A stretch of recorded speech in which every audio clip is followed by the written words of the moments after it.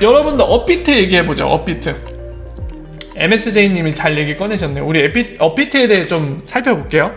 업비트 재판 1심이 무죄 판결 났습니다. 1심 재판에서 무죄 판결이 났어요.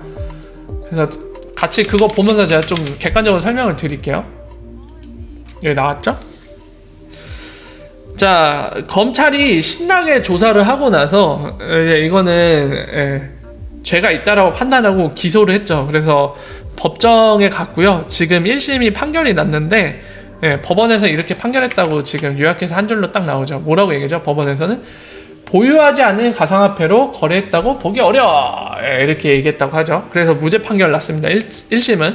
근데 다들 아시죠? 1심이 최종 판결은 아니에요. 만약에 검찰에서 항소를 하면은 더 가야 돼요. 2심으로 가고 거기서도 또 결과 나왔는데 뭐 예를 들면은 검찰이 져갖고 또 그러니까 원고가 패소한 거죠. 패소해갖고 다시 항소하면 대법원 가는 거고, 만약에 업비트가 뒤집혔어요. 판결이 뒤집혀서 2심에서는 업비트 유죄가 인정돼갖고 이제 업비트가 이거 인정할 수 없다 하면 항소해갖고 대법원 가는 거죠. 한참 더 지나야지 결정이 날 거예요. 어쨌든 그런 상황이고요. 1심은 일단 무죄로 선고가 됐습니다. 선고됐는데 이 재판 과정 중에 이제 판사가 판결을 내리기 위해 사실관계를 따지죠. 그러니까 첫 번째는 항상 똑같아요. 어떤 재판을 하던 간에 사실관계를 따집니다. 그래서 사실관계를 따지기에 양쪽에 이제 네가 주장하고 싶은 걸 얘기해봐. 너의 주장을 얘기해봐. 지금 이 사건에 대해서. 그걸 다 물어보죠. 그리고 필요에 따라 증거물이라던가 또는 필요에 따라 이 주장들을 뒷받침해줄 증인들을 양쪽에서 신청을 해갖고 그 얘기들을 현장에서 판사들이 듣죠. 그래서 이런 증거들이나 또는 증인을 통한 이 양쪽의 주장을 다 듣고 판사가 결국에 결정을 하는 거잖아요. 판결을 내리는 거잖아요. 자, 그렇기 때문에 이 재판 과정 중에 판결 전까지 양쪽의 주장과 그걸 뒷받침하는 증거들 이런 것들을 보거든요. 객관적인 사실들 보면은 그 객관적인 사실들이 지금 공개가 된 거죠. 보면은 이게 사실관계입니다. 사실관계 이거는 사실관계라기보다는 공소장에 나온 내용 같네요. 기소됐다라고 얘기하니까. 그러니까 검찰이 업비트 이제 기소할 때 공소장에 이렇게 돼 있는 거예요. 2017년 9월부터 11월까지 업비트가 숫자 8이라는 아이디가 8이에요. 숫자 8 하나 요거. 그래서 이 아이디를 개설하고 이 아이디에 1221억 원 규모의 자산을 예치한 것처럼 꾸미고 가짜거래, 자전거래를 얘기하는 거죠. 가짜거래를 계속해서 실제 회원들의 거래를 유도했다. 그리고 이걸로 부당이득을 얻은 혐의로 기소했다라는 거죠. 그래서 사기 혐의를 적용했는데, 근데 일단 사실관계 이 안에서 증거물이 뭐가 제시되고 했는지는 기사에 안 나와있네요. 그냥 검찰 쪽에 이 기소할 때 이 주장 내용만 있네요. 기사에는. 그래서 결국에는 뭐 증거로 어떤 얘기들이 나왔는지는 모르겠지만 결국에 재판부의 판단은 그겁니다. 이 제시한 증거 뭔진 모르겠지만 기사에 안 나왔으니까 이 증거를 봤을 때는 검찰 니네가 주장한 것처럼 업비트가 아이디 8에 자산을 예치했다고 인정할 수 없다. 그래서 사기 혐의 적용이 안 된다는 거죠. 전제가 그거잖아요. 이 숫자 8이라는 아이디 개설하고 여기에 1221억 규모의 자산을 예치한 것처럼 꾸며서 사기를 쳤다. 이게 전제인데 근데 그 전제가 성립하지 않는다는 거죠. 증거만으로는. 그래서 무죄 판결을 냈습니다. 자, 이게 객관적인 사실이고요. 아쉬운 게 증거도 약간 언급할 수 있으면 증거 내용이 뭐였는지도 알면은 우리가 좀 더 이 사건이 어떠한 그런 내부적인 정황들이 있었는지를 좀 알 수 있을 텐데 그런 거는 언급이 안 돼 있네요. 어쨌든 법원의 판단은 무죄. 무죄입니다. 당연히 업비트가 주장한 게 그거죠. 예전에도 기사로 나왔지만 업비트 주장은 그거잖아요.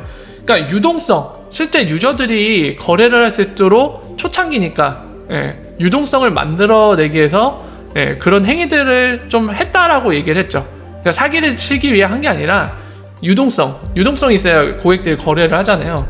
그래서 유동성을 만들어내기에 본인들이 그렇게 자전거래를 했다라고 얘기를 했죠. 그 얘기 아마 예전 기사에 나왔고 그 기사가 사실이라면 그런 부분은 인정을 했던 것 같아요. 근데 다만 이제 지금 이 재판의 가장 핵심적인 부분은 사기냐 아니냐잖아요. 그런 행위가. 예.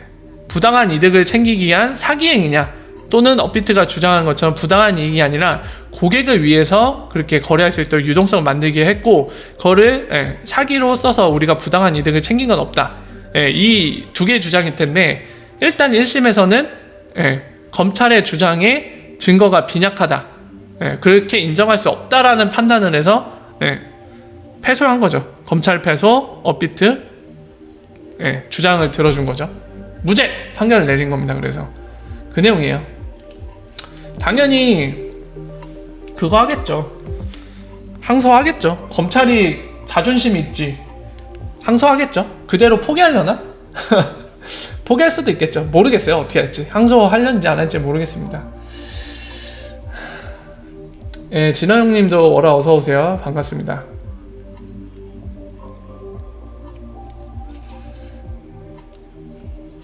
거래량 구라를 믿게 하는 것이 진짜 능력임. 자, 그래서 여러분들 이 업비트 사건에서 중요한 거는 이제 업비트가 유죄냐 아니냐 보다는 제 개인적인 의견이에요. 제 개인적인 관점에서 더 중요한 건 뭐냐면, 아까 이제 쿠스쿠님도 얘기했지만은 암호화폐 거래소들이 자전거래라는 걸 할 수 있잖아요. 근데 알겠어요. 본인들이 선한 의도를 갖고 진짜 양심적으로 고객을 위해서, 고객만을 위해서 자전거래를 하려고 할 수도 있겠죠. 근데 그런 게 허용돼야 될까요? 저는 허용되면 안 된다고 봐요. 왜냐면 핑계거리로 전락할 수도 있잖아요. 그게 자전거를 돌려놓고 본인들 부당한 이득 챙기기 위해서 자전거를 돌려놓고, 그러니까 허위 정보죠. 사실 허위 정보잖아요. 고객 입장에서는 그런 거래가 고객 간에 전혀 있지도 않았는데 거래량이 있는 것처럼 속이는 거잖아요. 아무리 좋은 의도라지만 속이는 거죠. 이런 게 허용되면은 나중에 막 선한 의도로 그랬다고 뻥치면서 디펜스 할 거 아니에요. 어떻게 보면 시장 교란이죠. 저는 시장 교란으로 생각합니다. 개인적인 의견으로는. 그렇기 때문에 이런 거를 방치해서는 안 된다고 봐요. 그래서 저는 뭘 얘기하고 싶냐면은 빨리 이 법이 정비돼야 된다고 봐요. 그러니까 이런 암호화폐라는 새로운 게 탄생하면서 당연히 이 암호화폐를 거래하는 플랫폼인 암호화폐 거래소가 생겼잖아요. 그러면은 이것도 하나의 금융이기 때문에 돈이 오가는 문제이기 때문에 여기에 관련된 법이 정비가 돼서 암호화폐 거래소들이 어떤 책임과 의무를 갖는지 명확히 해줘야지 이 암호화폐 거래소라는 곳에서 이제 거래를 하는 고객들이, 지금 우리 같은 사람들 있잖아요. 이 사람들이 보호를 받을 수 있잖아요. 그리고 사기 행위가 좀 더 근절되겠죠. 이런 게 정확하게 정리가 돼야지. 그래서 이런 것들이 빨리 선행돼야 되는 게 아닌가. 그게 가장 중요한 게 아닌가 싶어요. 이 사건을 통해서 우리가 가장 중요하게 생각해야 되고 가장 필요로 하는 게 단적으로 드러난 사건이 아닌가 싶어요. 빨리 법 정비가 필요하다.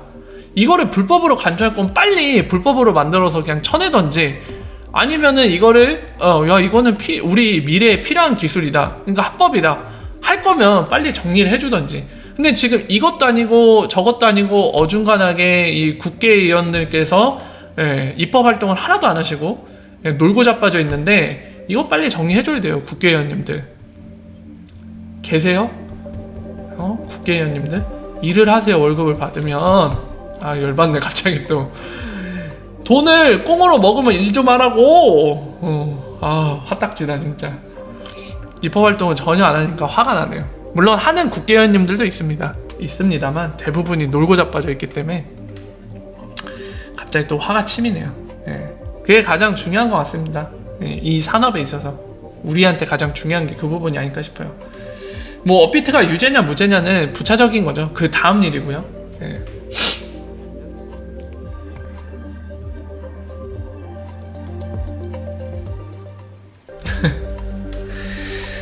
자, 그렇습니다.